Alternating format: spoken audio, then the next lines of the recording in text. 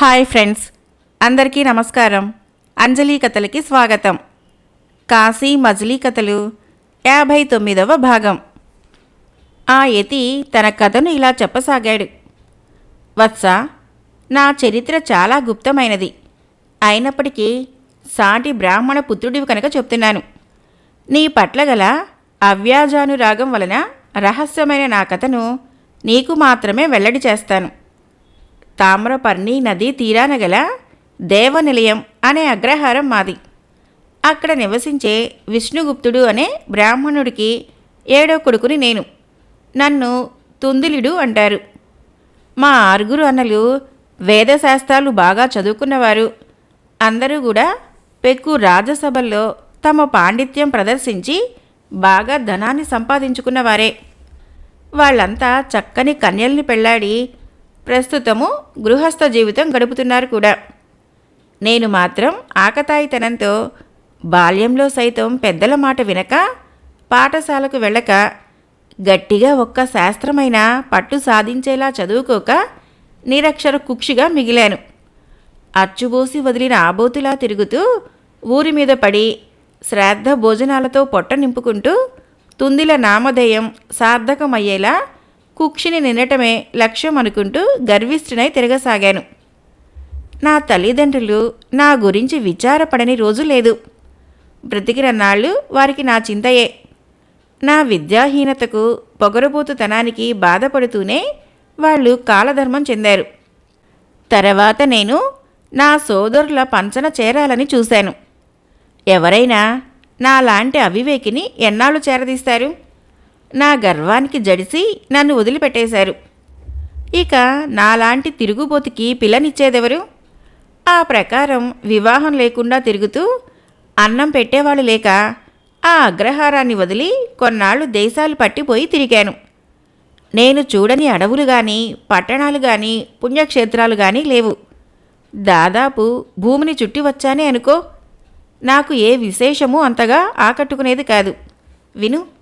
ఒకనాడు నేను ఉత్తర కురు భూములలో సంచరిస్తూ ఉండగా ఒక అరణ్యంలో ఇప్పుడు నా మాదిరిగానే పర్ణశాల కట్టుకొని నివసిస్తున్న ఒక యతి దగ్గరికి దైవికంగా వెళ్ళాను.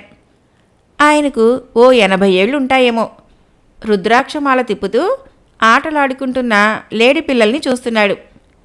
నేను ఆయన పాదాలకు నమస్కరించాను. నా వృత్తాంతం దాచకుండా అతనికి చెప్పాను. ఆజన్మాంతము మీకు శిష్యుణ్ణై ఉండిపోతాను అని ప్రార్థించాను. ఆయన అనుగ్రహించారు. నేను వారికి సేవలు చేసుకుంటూ అక్కడే గడపసాగాను. ఒకనాటి రాత్రి నాకు మెలకువ వచ్చి చుట్టూ చూడగా పర్ణశాల అరుగు మీద పడుకొని ఉన్న నాకు పర్ణశాలలో గాజు దీపాల కాంతి కనిపించింది.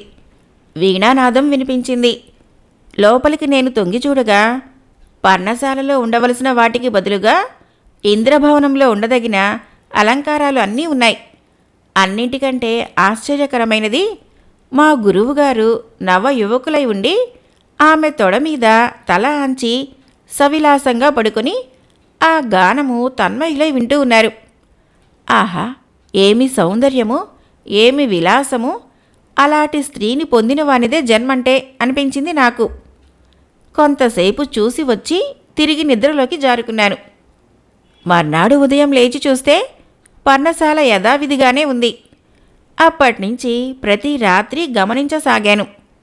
సరిగ్గా 8వ నాటి రాత్రి తిరిగి ఆ వింత నాకు కలబడింది. అప్పుడు అనుకున్నాను, మా అయ్యవారు వారానికో రోజు ఆ దివ్యాంగనతో క్రీడిస్తున్నారు అని. ఆ సుందరి మోహంలో పడి నన్ను నేను మర్చిపోయానంటే నమ్ము. ఒక దశలో ఆ సౌందర్యం తట్టుకోలేక స్పృహ తప్పి పడిపోయాను కూడా. 6 వారాల పాటు అలా వారి తీరు గమనించాను. తరచూ అటువంటి దృశ్యాలే చూస్తూ ఉంటే మదన వికారం జనించకుండా ఉంటుందా? నేను ఆకలికి నిద్రకు దూరమై తిరగటం యతీంద్రులు కనిపెట్టేశారు. అలా ఉన్నావేం అని అడిగేశారు కూడా. నేను చూసిందంతా దాచకుండా నిజం చెప్పేసి, స్వామి, తప్పో ఒప్పో నా కంటపడిన దృశ్యమిది. నన్ను క్షమించండి. మీరు నిస్సంగులు కదా. వారానికో రోజు దివ్యకాంతతో సంభోగిస్తున్నారు. ఆమె ఎవరు? ఆమెను చూశాక నిజం చెప్పేస్తున్నాను. నా మనసు వశం తప్పిన మాట యథార్థం. మీ వంటి పెద్దలకే అటువంటి కోరిక ఉండగా నా వంటి చిన్నవాడికి అలాంటి కోరిక ఉండదా అనేశాను. ఆ జడధారి నవ్వుతూ, వత్స, అదా సంగతి, అందుకే అలా ఉన్నావన్నమాట. సరే చెప్తున్నాను విను. ఆమె ఒక యక్షిణీ కాంత. ఒకటా రెండా 40 ఏళ్ల పాటు యక్షిణీ శైలం మీద తపస్సు చేసి ఆమెను వశపరుచుకున్నాను.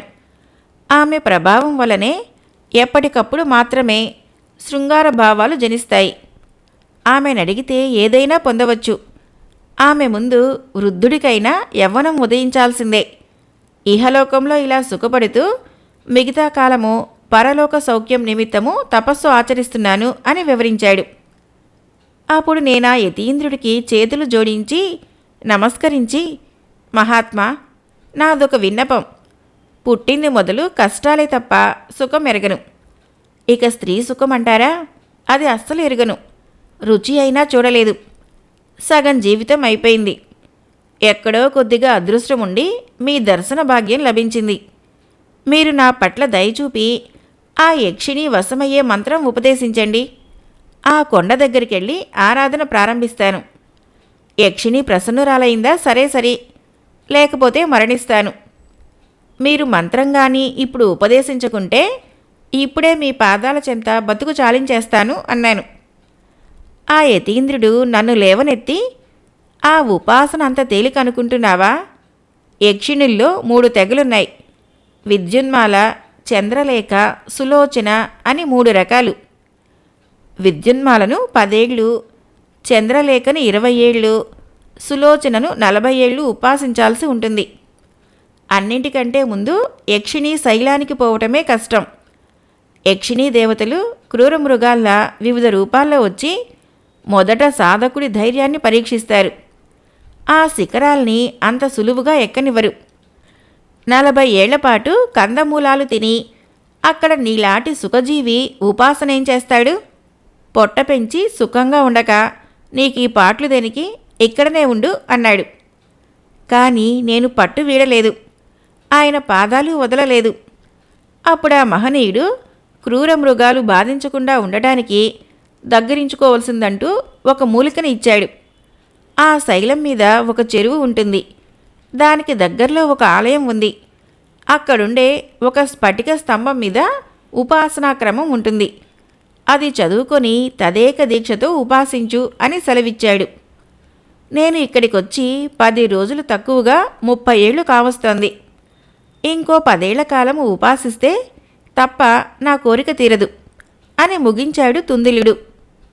క్షుద్రమైన స్త్రీ సుఖం కోసము విలువైన జీవితాన్నంతటినీ వృధా చేసుకుంటున్న వారంత మూర్ఖులో అనుకుంటూ, ఆ యక్షిణి దేవాలయాన్ని నాకు చూపారు కాదేం అని అడిగాడు వసుంధరుడు. అప్పుడా తుందిలుడు, వసుంధర, నేను ప్రతిరోజు వేకువజామున అక్కడికే కదా పోయేది. అక్కడ మధ్యాహ్నం వరకు జపం చేసుకొని పర్ణశాలకొచ్చి భోజనం చేసి విశ్రమిస్తున్నాను. నీకు ఆ దేవాలయం రేపు చూపిస్తాను అని చెప్పి మర్నాడు వసుంధరుణ్ణి ఆలయానికి తీసుకువెళ్ళాడు. తుందిలుడు జపం చేసుకుంటున్నంతసేపు వసుంధరుడు అక్కడి విశేషాలు అన్నీ చూస్తూ శతానంద యోగి చెప్పిన స్ఫటిక స్తంభం మీద శిలాఫలకం చదివి ఆ ఉపాసనా రీతిని అతడు గ్రహించాడు. ఇందులో సులోచన అనే యక్షిణిని వశపరుచుకోవటానికి కొన్ని నిబంధనలు ఉన్నాయి. అందులో ఒక నిబంధన దగ్గర ఒక గుర్తు పెట్టబడి ఉండటం వసుంధరుడు గమనించాడు. దాని ప్రకారము 30 ఏళ్ళు మంత్రానుష్ఠానం చేసి 14 ఏళ్ల ప్రాయం గల బ్రాహ్మణ కుమారుణ్ణి బలి ఇవ్వాల్సి ఉంటుంది. అలా చేస్తే సులోచన వశమైతుంది. అయితే అది కనిపించకుండా జాగ్రత్త పడ్డాడు ఆ తుందిలుడు. వసుంధరుడు సామాన్యుడా? పసరు పూసి అది చదివేశాడు. తర్వాత యథాప్రకారము తుందిలుడు మట్టి పూసి మరుగు చేసినట్లే తాను అది కనిపించనీయకుండా ఉంచి ఏమీ ఎరగనివాడిలాగా తుందిలుడి దగ్గర కూర్చొని శ్రద్ధగా అతన్ని గమనించసాగాడు.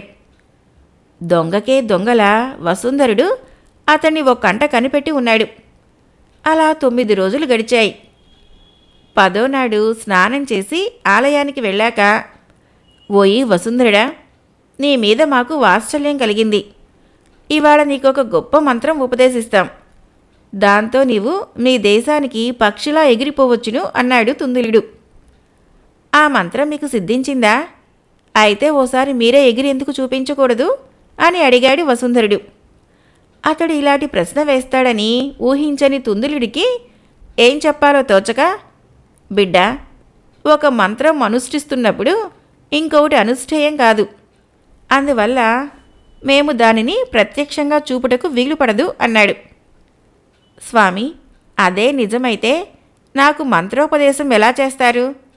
మీరు అనుష్ఠిస్తున్న మంత్రానికి ఇది అడ్డొచ్చి అతిక్రమించినట్లు కాదా అని తిరిగి ప్రశ్నించాడు వసుంధరుడు. దాంతో కోపం వచ్చిన తుందిలుడు కళ్ళెర్ర చేసి, ఓరి బాలక, నీతో మేము చనువుగా ఉన్నామనా లేనిపోని తర్కం చేస్తున్నావు? గురువులకు ఎప్పుడు తోచితే అప్పుడది చెప్తారు. అందుకే కదా నిత్యం గురువులను అనుసరించి తిరగాలని పెద్దలు చెప్తూ ఉంటారు. ఇన్ని మాటలెందుకు?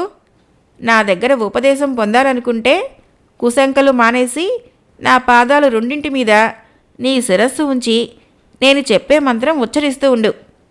నువ్వు నాకు గురుదక్షిణ కూడా ఇవ్వనక్కర్లేదు అని పలికాడు. అది తెలుసుకోలేని మూఢమతి కాడు గనక వసుంధరుడు, స్వామి, నేను పుట్టి బుద్ధెరిగాక ఇంతవరకు బోర్లా పడుకొని ఎరుగను. కానీ మీరు చెప్పినట్లు చేయాలని ఉంది. ప్రణామ విధి ఎలాగో మీరు ఓపికగా స్వయంగా చేసి చూపించండి, అలాగే నేను చేస్తాను అన్నాడు. ఓహో, ఈ సుకుమారుడు పుట్టిన దగ్గర నుంచి రాజులతో కలిసిమెలిసి సంచరించడం వల్ల కాబోలు ఇతరుల చేత మొక్కించుకోవడమే తప్ప మొక్కి ఎరగడు. వీడికి ఆ ప్రణామ విధి చూపించాలి అనుకుంటూ వసుంధరుడు ఎదుట బోర్లపడి ప్రణామం ఎలా చెయ్యాలో చూపుతూ ఉండగా ఆ చిన్నవాడు చర్రున కత్తి దూసి, ఓరి దురాత్మ, ఇష్టదేవతని తలుచుకో, నీ ప్రాణం ఈ కత్తికి బలి కాబోతుంది అన్నాడు వసుంధరుడు. అతని జుట్టును తన చేతిలో ఇరికించుకున్నాడు. అప్పుడు ఆ సన్యాసి కదల్లేక, హా వసుంధర, నన్ను రక్షించు, కాపాడు, చంపవద్దు, నీకు దాసుడనై పడి ఉంటాను అంటూ మొరపెట్టుకున్నాడు. వసుంధరుడికి జాలి కలిగి, నీచుడా, నన్ను చంపడానికి నువ్వు ప్రయత్నించావా లేదా? నిజం చెప్పు, నిన్ను వదులుతాను అన్నాడు. నిజమే, నిన్ను చంపుదామనే అనుకున్నాను. బుద్ధి గడ్డి తిని అలా చేయటానికి సాహసించాను. నన్ను విడువు అంటూ గిలగిలా కొట్టుకుంటూ వేడుకున్నాడు. అంతలో, ఓయి రాజపుత్ర, వీణ్ణి విడువకు, నాకు బలివ్వు, త్రుటిలో నేను నీకు వశమైతాను అని అశరీరవాణి ఒకటి వినిపించింది. అప్పుడు వసుంధరుడు, అమ్మా, వీడింట నేను 10 రోజులు ఆహారం స్వీకరించాను. ఆ కృతజ్ఞత నన్ను బాధిస్తోంది. అదీగాక తుచ్చమైన భోగాలకు ఆశపడి బ్రహ్మహత్య చేస్తానా? అవసరమని నీకు అనిపించినప్పుడు నా యందు దయ ఉంటే నన్ను కాపాడు, అదే నాకు 10,000 అన్నాడు వసుంధరుడు. అప్పుడు, మేలు మేలు, నీ కృపాశీలానికి మెచ్చుకున్నాను. అట్లే నీకు భోగలాలసత పట్ల మక్కువలేని వైరాగ్య భావానికి సంతసించాను. అవసరమైనప్పుడు నన్ను తలుచుకో, నీ కార్య సాఫల్యం చెందగలదు అని అశరీరవాణి వరం ఇచ్చింది. అప్పుడా వసుంధరుడు, దయలేని కపటుడిని, నీకీ జడలు గట్రా దేనికి అంటూ ఆ విప్రతుందులుడికి శిఖ మొదలంటూ నరికి వదిలిపెట్టాడు. ఆ కుర్రవాని దయాగుణానికి ఆశ్చర్యపోయి వెనుదిరిగైనా చూడకుండా తుందిలుడు తన పర్ణశాల వైపు పరుగులంకించుకున్నాడు. రాత్రి కావస్తూ ఉండగా వసుంధరుడు అక్కడే ఉండి నిద్రపోక ఏదో ఆలోచిస్తూ ఉంటే మనోహరమైన గానం వినిపించింది. అతడు ఆలస్యం చేయకుండా విగ్రహం మాటున దాక్కున్నాడు. అక్కడికి దివ్యకాంతలు, యక్షకన్యలు వివిధ అలంకారాలతో వచ్చారు. వాళ్ళు పాటలతోనూ వాయిద్యాలతోనూ దేవిని ఆరాధించారు. వారే 3 రకాల యక్షిణులకు పరిచారికలు. అందులో ఒక ఆమె ఇలా అంది, మనం వస్తున్నప్పుడు మంటపంలో పడుకున్నది ఎవరో తెలుసా? మందారవల్లి కొడుకు వసుంధరుడు. సోమశేఖర మాంత్రికుడి ఆజ్ఞ వల్ల నేను అలా చేయవలసి వచ్చింది. రూపంతో పాటు గుణం కూడా ఉన్న ఈ చిన్నవాడు ఆ ఉపాసకుణ్ణి దయతలిచి వదిలేశాడు గాని లేకుంటే ఇతడికి మనం పరిచారకులమై ఉండేవాళ్ళం. నిజమేనే విద్యున్మాల, వీడి సుగుణాలు చూసే కాబోలు మా దేవి రాకుమార్తెను అడవులు పాలు చేసి ఇతడినిక్కడికి తెచ్చింది అంటూ ఇంకొక ఆమె అన్నది. ఇతడికి రాజ్య పట్టాభిషేకం కలుగునుగాక అని ఒకరు, పట్టాభిషేకానంతరం కూడా సుకృతి కలుగు అని మరొకరు దీవించారు. ఆ యక్షునుల ప్రభావంతో వసుంధరుడికి అక్కడి నుంచి బయటపడే మార్గం దానంతట అదే తోచింది. అక్కడ్నుంచి ఓ పల్ల మీదుగా అతడు ప్రయాణించాడు. గోప, తదుపరి కథ తర్వాత మజిలీలో పద అని గోపాలునితో కూడా తదుపరి మజిలీకి చేరాడు మణిసిద్ధుడు. తర్వాత మజిలీలో, గోప వినుము. కళానిలయ కూతురు కళావతి యక్షిని ప్రభావంతో దూరదేశాల్లోని ఒక అడవిలోనికి విసిరేయబడింది కదా. ప్రాతకాలంలో ఆ పిల్ల వీణా సాధన చేస్తుంది కనుక అందుబాటులో తాను ఉంచుకున్న వీణ కోసము కన్నులు మూసుకునే చేత్తో వీణ కోసం తడుముకోసాగింది. అది కనబడక చేతికి రాళ్ళు రప్పలు తగిలేసరికి కళ్ళు తెరిచి అన్నువైపులా చూసి, అయ్యో, నేను ఇక్కడికి ఎలా వచ్చాను? అంతఃపురం ఏమైంది? నా వీణ ఏది? కల కాదు కదా, ఇప్పుడేం చెయ్యాలి అని విచారిస్తూ ఒక చెట్టు కింద కూర్చున్నది. మిట్ట మధ్యాహ్నపు వేళకు ఆ దారెంట సదాచారి అనే బ్రాహ్మణుడొకడు వస్తున్నాడు. అతడా చుట్టుపక్కల గల గ్రామాల్లో యాయవారం చేసుకుని జీవిస్తూ ఉంటాడు. మధ్యాహ్నపు ఎండకు తాళలేక విశ్రమించడానికి నెత్తిమీది మూటలు దించుకోబోతూ అటువైపు చూశాడు. అన్ని రకాల అలంకారాలతో దివి నుంచి భువికి దిగిన దేవకన్యల 12 ఏళ్ల ప్రాయంతో ఉన్న ఆ బాలికను అక్కడ అలా చూసేసరికి అతడికి ఆశ్చర్యము, భయము ఒక్కసారిగా కమ్ముకొని రాగా చేష్టలుడిగి అలాగే బిగుసుకుపోయాడు. అప్పుడు ఆ రాజపుత్రి, బ్రాహ్మణుడా, నన్ను చూసి భయపడుతున్నావేం? నేను భూతాన్నో దెయ్యాన్నో కాను, దగ్గరికి రా అని పలకరించేసరికి అతడికి మరింతగా గుండె జల్లుమంది. ఇక ఈ రోజుతో నా పని అయిపోయింది. ఈ చెట్టు మీద బ్రహ్మరాక్షసి ఉన్నది కాబోలు. బ్రహ్మరాక్షసి రకరకాల రూపాలతో వచ్చి దారిన పోయేవారిని ఆహ్వానించి, కవ్వించి, మోసగించి దగ్గరికి రాగానే పట్టుకొని భక్షిస్తారని చెప్పుకుంటూ ఉంటారు. ఇది ఆ జాతిదే అయ్యుంటుంది. లేకపోతే ఈ కీకారణ్య మధ్యంలో ఇన్ని నగలు నాణ్యాలతో ఒంటరిగా ఎందుకు నివసిస్తుంది? ఇంత సౌందర్యం రాసిపోసినట్లున్న ఈమె నాలాంటి బ్రాహ్మణుని చేరరమ్మని పిలవటం ఏమిటి? ఇది నా పని పట్టడానికే ఈ జగన్మోహిని ఆకారంలో బాలవలే నాకు అగిపించాలని విశ్వ ప్రయత్నం చేస్తోంది. ఇప్పుడు నాకేది దారి? పారిపోదామన్నా వెంటబడి తరమటం దానికో లెక్క. చెయ్యి బారజాపితే 100 గజాలైనా సాగగలదు. ఇక నా ఆయురార్థం తీరిపోయింది కాబోలు. ఇల్లు కదలబోవు సమయానికి మంచి శకునం ఎదురయ్యేసరికి సంతోషించాను. ఈరోజు దొరికినన్ని సంభారాలు ఇంతకు ముందు ఎప్పుడూ దొరకలేదు. ఇంతలోనే వీటిని అనుభవించకుండా చేస్తావా దైవమా? అయ్యో, ఇది గుబేల్ని లేచినా నా పీక నొక్కేస్తుంది కాబోలు అనుకుంటూ ఆ క్షణమే ప్రాణాలు పోయిన వాడిలాగా కదలక మెదలక ఉండిపోయాడు. వృద్ధుడా, ఎందుకలా భయపడతావు? నేనేమన్నా పెద్ద పులినా అంటూ కళావతి 2 అడుగులు అతనికి వైపు వేసింది. అప్పుడతడు, తల్లి, నీకొక నమస్కారం. నా జోలికి రాకు. నాకు చాలామంది పిల్లలున్నారు. వాళ్ళకి నేనొక్కడినే దిక్కు అని కాలి సత్తువ కొద్దీ పరిగెత్తాడు. ఆ పిల్ల నట్టడవిలో మనిషి సాయం దొరికినందుకు ఓ పక్క సంతోషిస్తూ ఇంకో పక్క అతని భయానికి నవ్వుకుంటూ లేచి అటువైపునకే నడవసాగింది. ఇప్పుడతడు కొంచెం దూరం పరిగెత్తి ఇక పరిగెత్తలేక ఆ చిన్నది తన వెనకే రావటం చూసి ఇక నేను మిగిలిలేను అని నిశ్చయించుకొని మూటలు బరువై కాళ్లకు అడ్డం పడుతూ ఉండగా కాళ్ళు మెలికలపడి చతికిల పడిపోయాడు. కళావతి అక్కడికి వచ్చి తనను చూసి పిరికితనంతో పారిపోతున్నాడని అతని భయం పోగొట్టదలిచి తానే అతని చేతులు పట్టుకొని లేవనెత్తబోయింది. బాబోయ్, బ్రహ్మరాక్షసి చంపేస్తోంది, నాయనోయ్, ఎవరైనా వచ్చి రక్షించండి అంటూ మొర్రోమని అరవసాగాడు. ఓహో, ఇదా ఇతడి భయం అనుకొని నవ్వుకుంటూ, నేను బ్రహ్మరాక్షసిని కాదు, శ్రీకృష్ణ దేవరాయల కూతురిని, కళావతిని.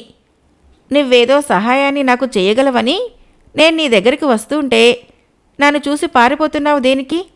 లే, నన్ను నా నగరానికి చేర్చు, నీ దరిద్రం పోగొట్టగలను అని చెప్పేసరికి అతడికి భయం పోవటానికి బదులు అనుమానం రెట్టింపైంది. ఆహా, ఏం వగలు, ఏం నైపుణ్యము! బ్రహ్మరాక్షసి, నీ మాట నమ్మటం ఎలా? దారిన పోయేవాళ్ళని ఇలాగే ఆకర్షించి ఏవేవో మాటలు చెప్పేవాళ్ల రాక్షసమాయిలు మాటలు కనిపెట్టలేననుకుంటున్నావా? ఇంతమంది ఉండగా నేనే నీకు దొరికానా? విడువు, నీ పేరు చెప్పుకొని బతుకుతా అంటూ ఆమె చేతులు విదిలించుకుంటూనే ప్రాధేయపడసాగాడు. అయ్యో వెర్రి బ్రాహ్మడ, నా మాట నమ్మవేం? నేను నిజంగా బ్రహ్మరాక్షసునే అయితే ఇంతవరకు ఆగుతానా? నిన్నీ పాటికి మింగేయకపోదునా? చేతికి చిక్కిన నిన్ను బతిమాలుకోవటం దేనికి? చిక్కకపోతే గదా బతిమాలుకోవటం. ఈ మాత్రం ఆలోచనైనా నీకు రాలేదా?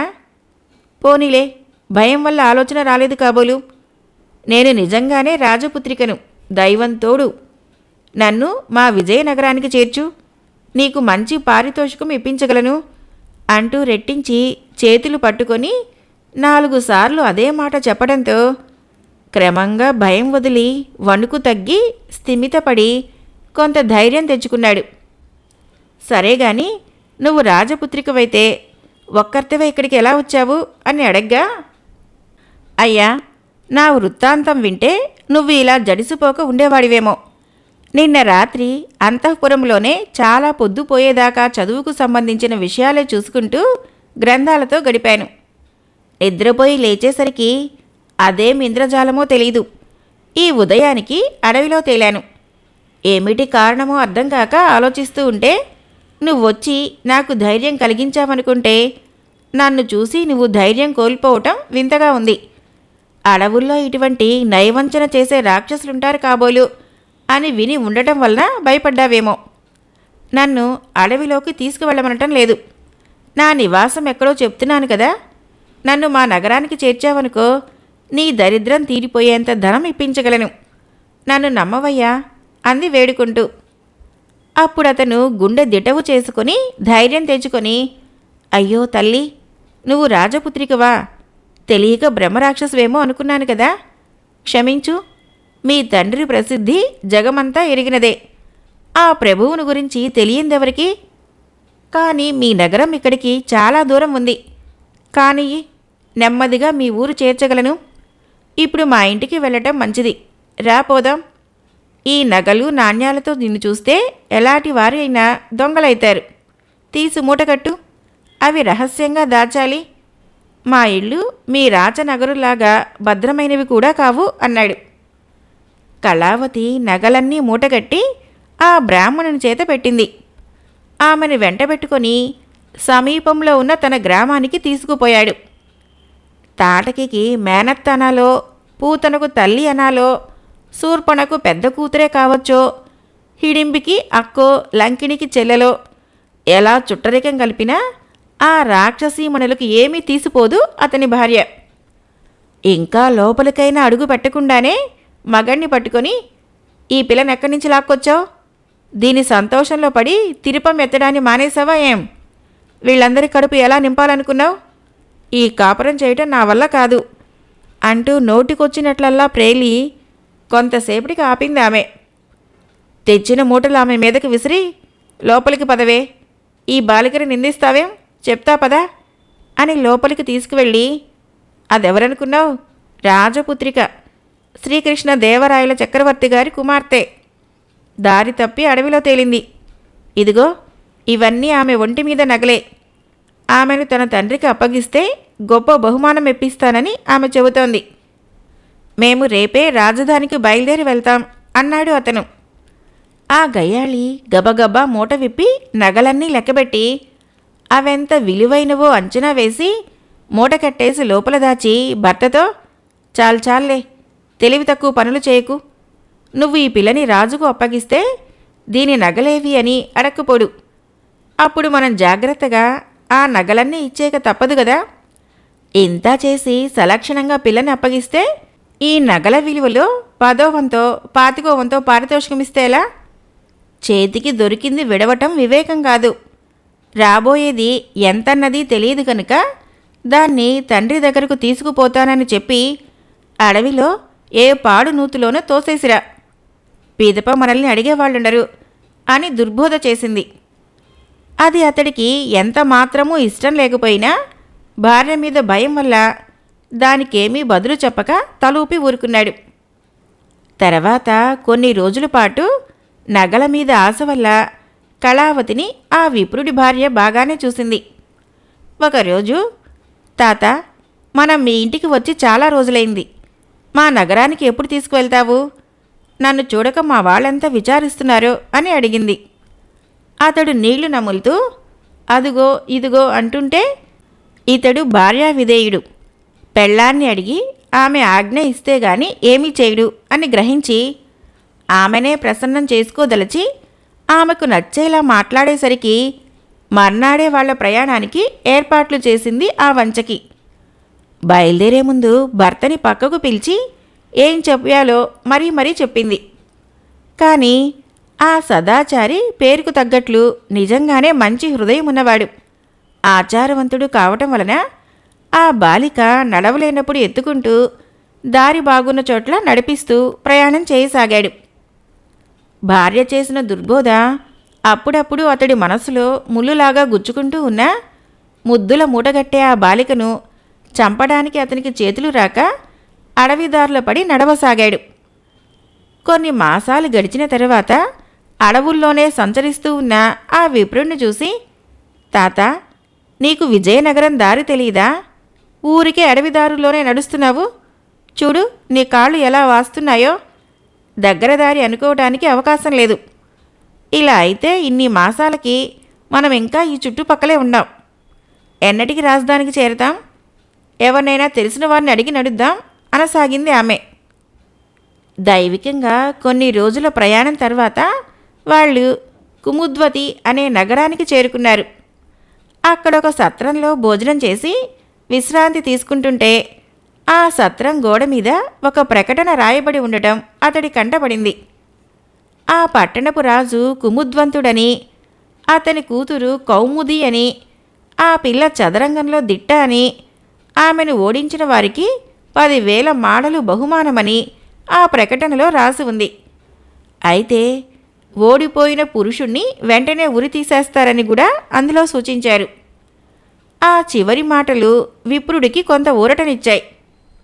ఆ ప్రకటనను ఆ పిల్లకు చూపిస్తూ, అమ్మాయి, నీకు చదరంగంలో నేర్పున్నట్లుగా మాటల సందర్భంలో ఓసారి నాతో అన్నావు, గుర్తుందా? ఇప్పుడు నీ నేర్పుకి పరీక్ష వచ్చిందనుకో. ఈ దేశపు రాజు కూతురైన కౌముదితో నువ్వు చదరంగం ఆడి గెడవగలవా అని అడిగాడు. రాజపుత్రి కదా, ఆ మాటలు ఆమెకు రోషం తెప్పించాయి.